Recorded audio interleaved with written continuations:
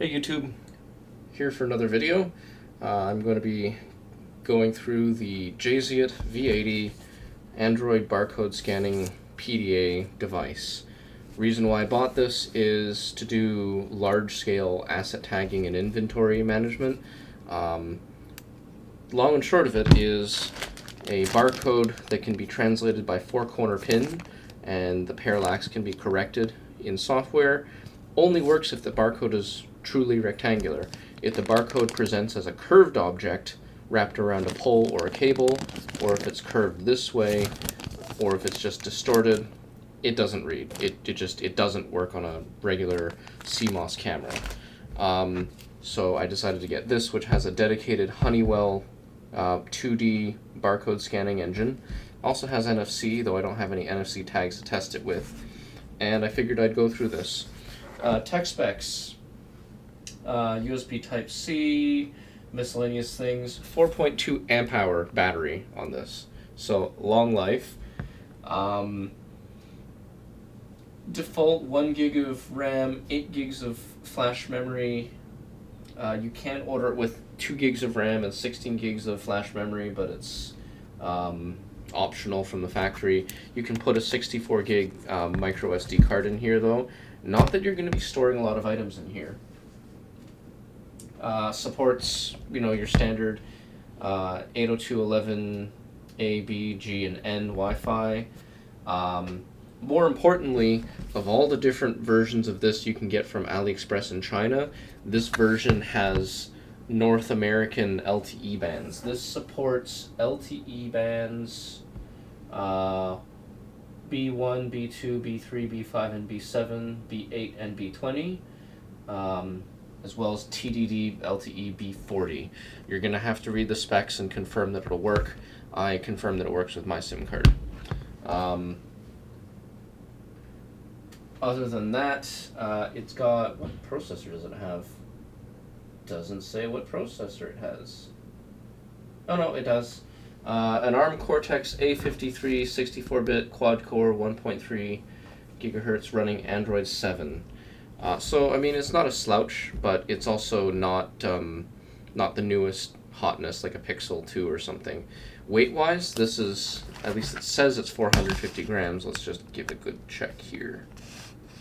450 grams is 1 pound for the Americans in the room. 1 pound is pretty hefty. Let's see. 334 grams. So this is actually lighter than advertised. Still, it's pretty heavy. But the purpose is barcode scanning, not looks.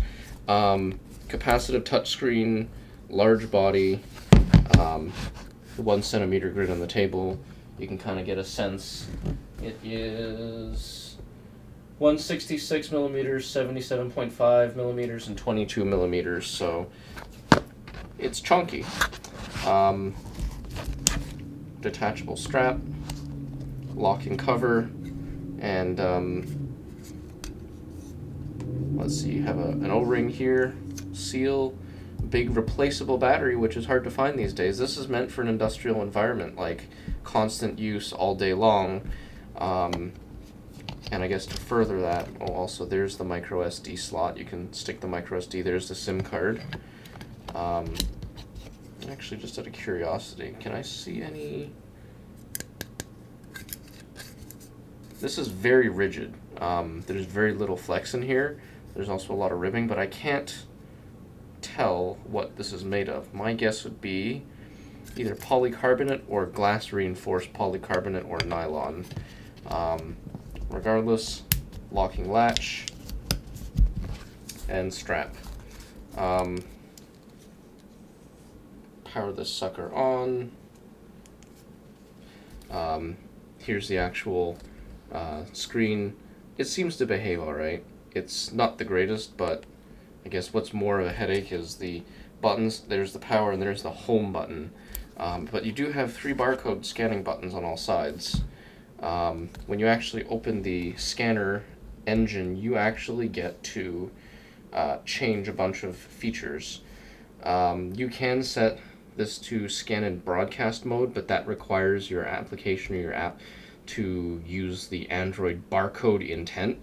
Very few applications support it. You'd have to develop your own. Edit box just spits it into the edit box. Keyboard is just a keyboard wedge single. I have no idea what it does. Vibrate or sound. You can have the option of pressing an effective key when you actually complete a scan. Different decoding schemes. You can cause it to scan continuously. Indicator lamp. Whole bunch of other things. And you can also change or filter different symbologies, so you can just choose to not recognize or scan certain symbologies, and there's a lot of them. Just to name a few, I haven't heard of some of these. Trioptic, weird, but all the common ones are here. Advanced configuration, you can actually change this settings, but regardless, you can actually use this as a demo scanner. So let's see if this works. Yep, there it is. There's data from that barcode. Instant pickup, which is really nice.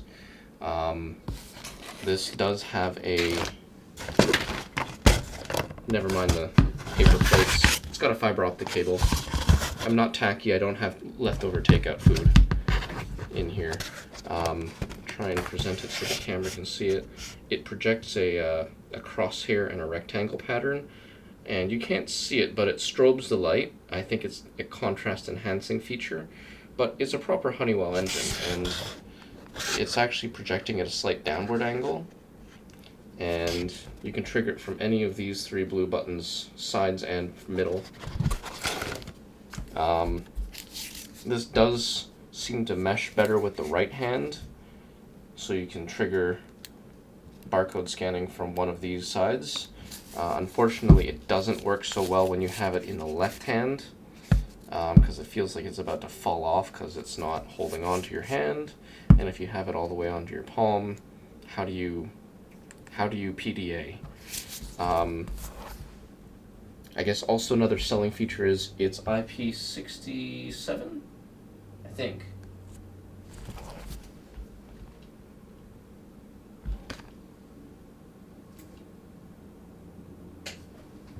Correction, it's IP66.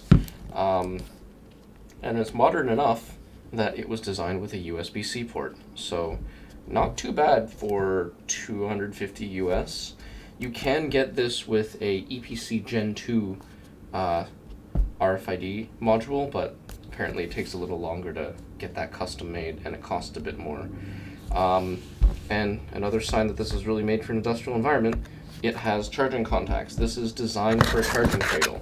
Unfortunately, cradle's a little expensive and I didn't feel like shelling out the money. It also comes with this MOLLE pouch. You can actually attach this to your MOLLE webbing. Pardon the Velcro sound.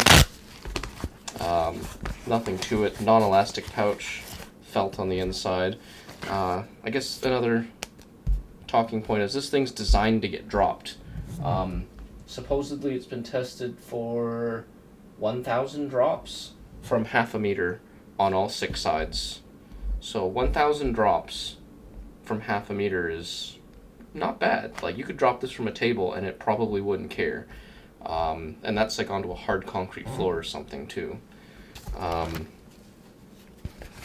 So other than the PDA itself, when you get this, it comes in this box. It's pretty nondescript. You get this generic guarantee card. That's probably not worth anything. English instructions. Not a whole lot more. Instructions on how to open it. There's the battery, micro SIM, and a PSAM slot. TF SIM, PSAM. What's the difference? I think the PSAM is just a micro SD card. Yeah, there's a charging cradle explained. Scanning options to append suffixes, etc. There's an NFC app built in that I can't test right now because I don't have an NFC thing. QC certificate that's not even filled out by the factory. So, good lip service. Comes in this foam insert. not too bad actually. This is like a machined insert. I'm choosing not to trust this charger. You can tell that this is like the plastic case for a made-in-China phone charger. This is more likely to catch fire. But it does come with a USB-C cable. Word of warning, certain USB-C cables won't fit the charging port. This port will not accommodate large cables plugging in. And I guess if you cheap out and you don't buy the charging dock like me, I worry that this little rubber retainer for this plug will one day wear out. So I think one day I will get the charging dock if I use this a lot, but I mean, you only need to charge this maybe once a week. I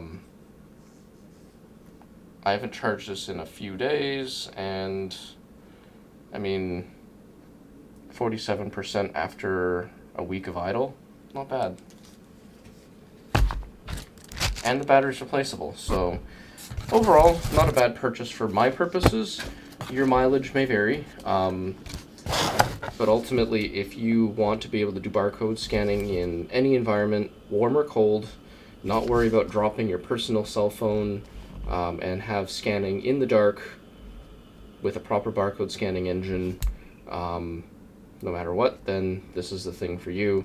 It's not a bad price, to be honest, because the North American equivalents are, I want to say, somewhere between $500 to $1,000, all the way up to call for quote. And I guess also this is technically a phone. There's a speaker and a microphone, and I don't know how they IP66 sealed the microphone, but I bet the sound quality sounds like arse. Regardless of that, not a bad purchase for my purposes, and if you were curious about this, then now you know more about it. Feel free to leave any questions in the comments, because I, for one, had tons of questions, and I decided to just take a gamble on this. And as a side note, if I can just pull it up, there's this lovely piece of software called Asset Tiger. I'm not going to pull that up because it's got my personal information in it, but Asset Tiger does not natively support barcode intent broadcast from the barcode scanner in this. However, I have emailed the developers and asked them to see if they will support this. If they do, great. If not, you can still use it in edit box mode, so you just have to tap in the edit box and then push the button to scan it. It'll scan it. I've configured it to hit the enter key, and it'll automatically proceed to the next stage of the prompt, which is pretty slick. It's still not as good as something that's automatic, but I'll take it. Other than that, if you like the video, algorithm, yada yada yada, subscribe, comment, bell thinger, just enjoy the videos. Peace.